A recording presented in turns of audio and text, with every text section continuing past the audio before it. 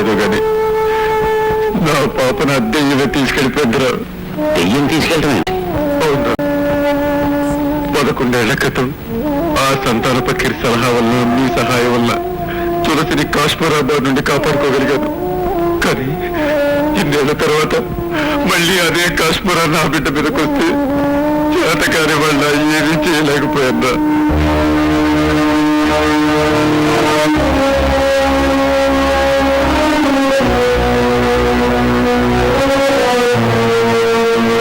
బాధపడదు doctor.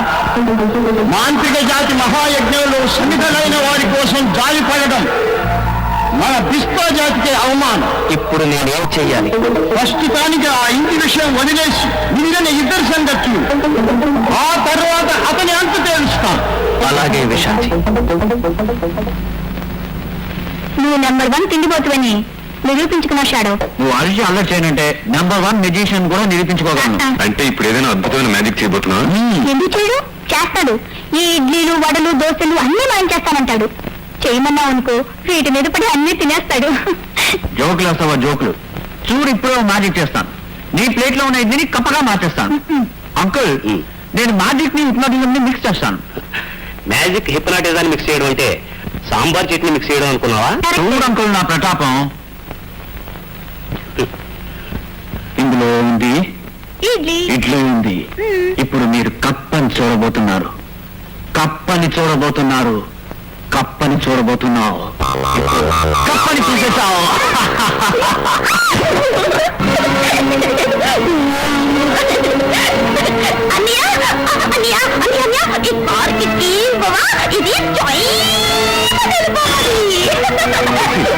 ఏమిటి మీద ఏమైంది నీకు?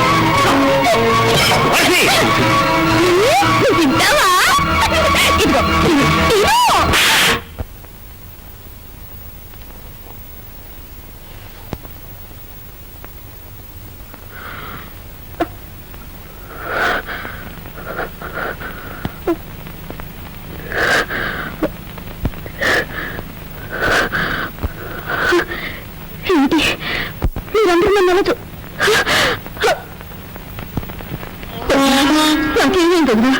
నేనెందుకు అలా ప్రవర్తించాను? అనవసరంగా నువ్వు అది తలుచుకుని బాధపడకు తులసి. అంతా బాబు.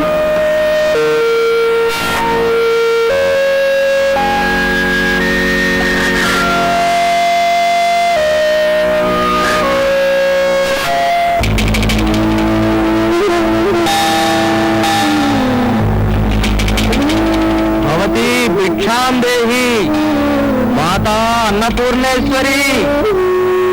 అమ్మా,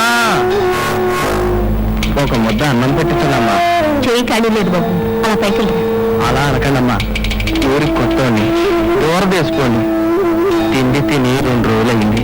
ఊరికే పెట్టడం తనకి ఇష్టం లేకపోతే ఏదైనా పని చెప్పనమ్మా, చేస్తాను. ఆ తర్వాత ముద్ద పెట్టించి తల్లే. సరే ఉండు, కాస్త అన్నం తెచ్చి పెట్టాను.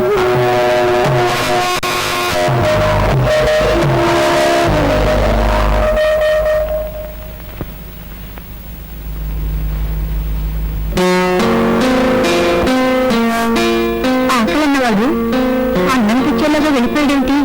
తమ్ విద్యా దుఃఖ సంయోగ వియోగం యోగ సంగీతం. అదేమిటమ్మా, పట్టుకెళ్ళిన మాధవకులం పెట్టకుండానే తీసుకొచ్చేస్తున్నాయేంటి? లోపలికి వచ్చి అన్నం తీసుకెళ్లేసరికి అతను అక్కడ లేనన్నా. విచిత్రంగా ఉంది. భిక్షం అడిగిన మనిషి పట్టుకెళ్లకుండా వెళ్ళిపోవటం ఇటు చెప్పమా.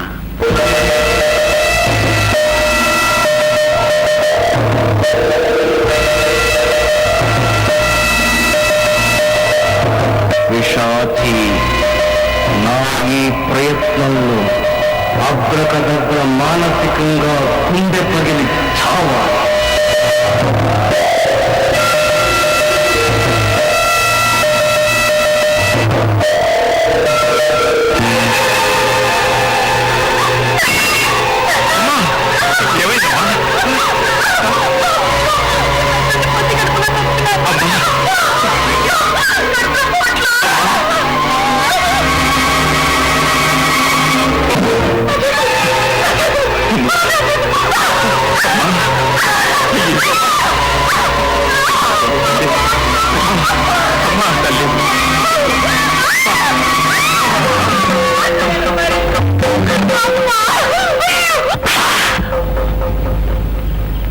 పాతాళ కుట్టి లాంటి చిన్న ప్రయోగం చేయబోతే ఏమైంది నాకు?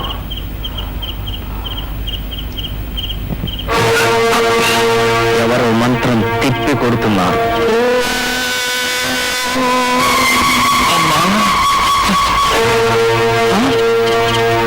స్వామి, మీరా?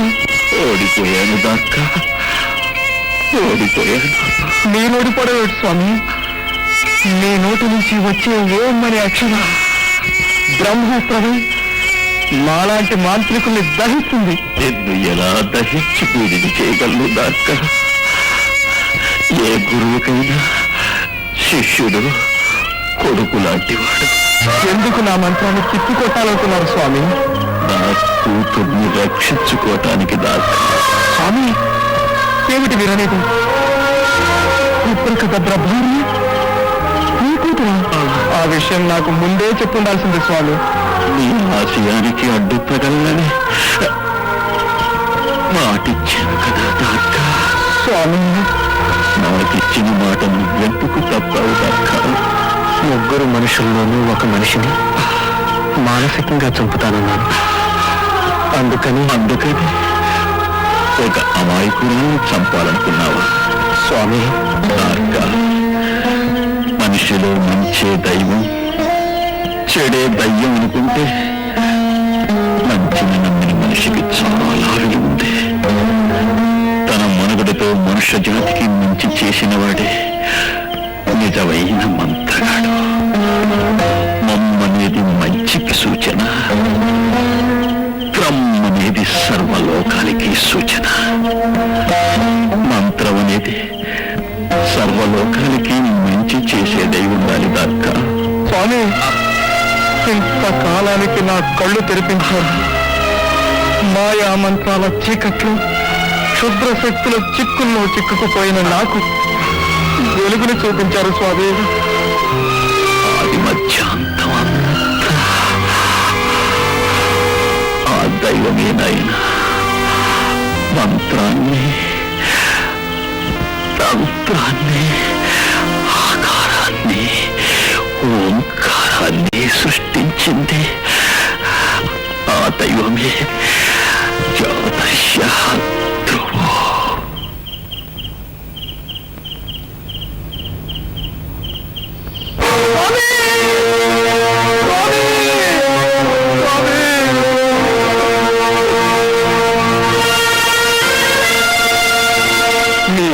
మీద ప్రమాణం చేసి చెప్తున్నాను, ఈ క్షణం నుంచి ఈ లోకంలో నా శత్రువుకి సైతం హాని చెయ్యను. తోటి మనిషి కోసం ఏ మహాశక్తినైనా ఎదిరించి పోరాడతాను. అవసరమైతే ఆ పోరాటంలో నేను ఆహుతైపోతాను. చాచి పక్క మీద సంకురాత్రి, మొగుడు పెళ్ళాలుగా మొదటి రాత్రి, పెదవులు అడిగిన రుచి రాత్రి, కౌగిలి అడిగిన కసి రాత్రి, కవ్విస్తున్నది చలి రాత్రి, కవ్విస్తున్నది చలి రాత్రి. సన్నజాజి పక్క మీద సంకురాత్రి.